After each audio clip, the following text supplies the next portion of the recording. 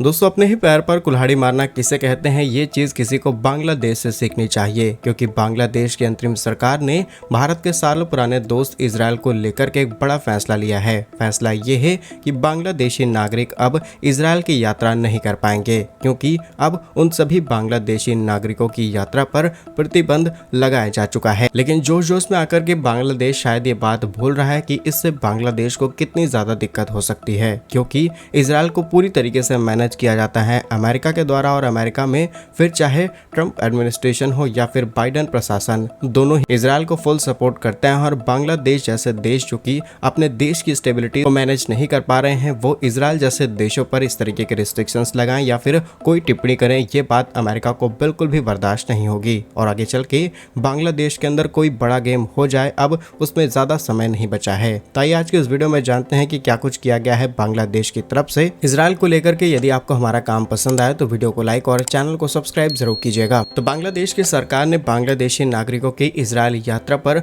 दोबारा प्रतिबंध लगा दिया है और उनके पासपोर्ट पर फिर से इजरायल को छोड़कर सभी देशों के लिए मान्य यानी कि valid for all countries except Israel की मोहर लगाने के आदेश दिए जा चुके हैं। एबीपी और टाइम्स ऑफ इंडिया में छपी रिपोर्ट्स के मुताबिक यह फैसला गाजा में इजरायल और हमास के बीच चल रहे संघर्ष के प्रति बांग्लादेश की एकजुटता और कूटनीति का रुख दर्शाता है। यह कदम पूर्व प्रधानमंत्री शेख हसीना की नीति को उल्टा करता है कि उन्होंने मई 2021 में इस प्रतिबंध को पूरी तरीके से हटा दिया था, यानी कि बांग्लादेश के नागरिक आसानी से इजरायल जा सकते थे।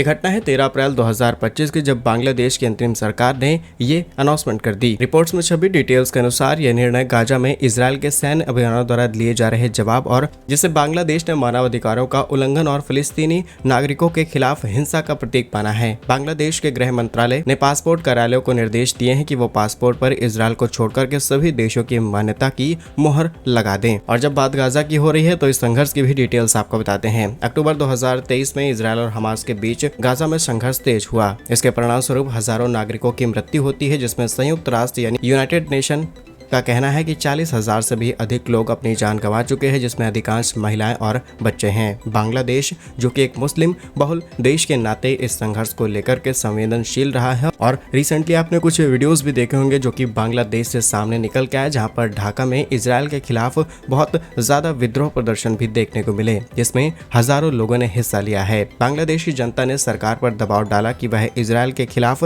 कड़ी कार्रवाई अपनाए। द डेली में छपी रिपोर्ट के अनुसार ढाका विश्वविद्यालय के छात्रों ने मार्च 2025 में एक बड़े पैमाने पर रैली निकाली थी, जिसमें इजरायली यात्रा पर प्रतिबंध के बहाल को मांग की गई और इसी के अलावा इजरायल के झंडे के साथ बहुत ज्यादा दुर्व्यवहार किया गया। हालांकि भारत के झंडे के साथ भी ये लोग खेल करते आए हैं और भारत ने भी रिसेंटली एक बड़ा खेल किया है इजरायल को लेकर के। और ये घटना पहली बार नहीं बल्कि इससे पहले भी ये चीजें रिपीट हो चुके हैं। मई 2021 में शेख हसीना की सरकार ने बांग्लादेशी पासपोर्ट से इजरायल को छोड़कर की मुहर हटा दी थी। इस कदम से कुछ बांग्लादेशी एक्सपर्ट्स का मानना है कि विदेशी नीति में जो फ्लेक्सिबिलिटी है वो लाने की कोशिश की जा रही है और बांग्लादेश सभी देशों के प्रति न्यूट्रल देश दिखने की कोशिश कर रहा है। और ये चीजें काफी हद तक सही थी, इससे बांग्लादेश और इजरायल को काफी ज्यादा हेल्प मिल सकती थी। लेकिन इसके पीछे आर्थिक नीतियां भी थी, क्योंकि माना जा रहा था बांग्लादेशी श्रमिक इजरायल में काम करने के लिए आसानी से जा सकते हैं और इससे बांग्लादेश को अच्छा खासा रेमिटेंसेस रिसीव होगा। लेकिन यूनो सरकार ने इस नीति को पूरी तरीके से उलट कर दिया और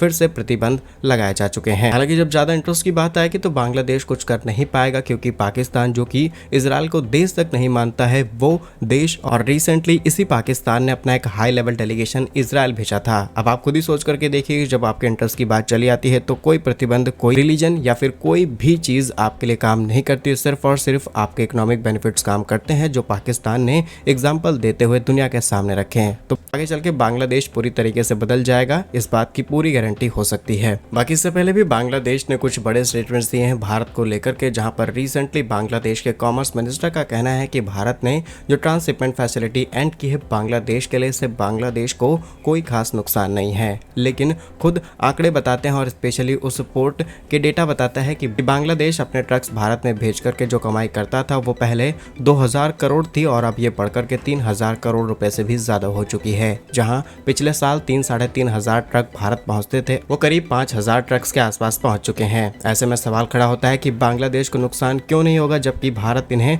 एयरपोर्ट का एक्सेस देता था अपने टेक्सटाइल को पूरी दुनिया में एक्सपोर्ट करने का। और ऐसा नहीं है कि भारत ने सिर्फ बांग्लादेश के लिए कोई स्पेशल फैसिलिटी ओपन की थी, बल्कि यहाँ पर हमने कई कई पड़ोसी देश जैसे कि भूटान, म्यांमार, नेपाल सबको इस तरीके का एक्सेस दे रखा था, लेकिन स्पेशली बांग्लादेश के लिए सर्विस को एंड किया गया है। बाकी क्या कुछ सोचते हैं आप इस खबर पर हमें कमेंट्स में जरूर बताइए। बांग्लादेश की इस हरकतों से अब बांग्लादेश को किस तरीके से नुकसान हो सकता है, अपना ओपिनियन कमेंट्स में जरूर शेयर कीजिएगा। भारत कैसे ही वीडियोस पाने के लिए वीडियो को लाइक, चैनल को सब्सक्राइब जरूर कीजिए। वंदे मातरम, भारत माता की जय।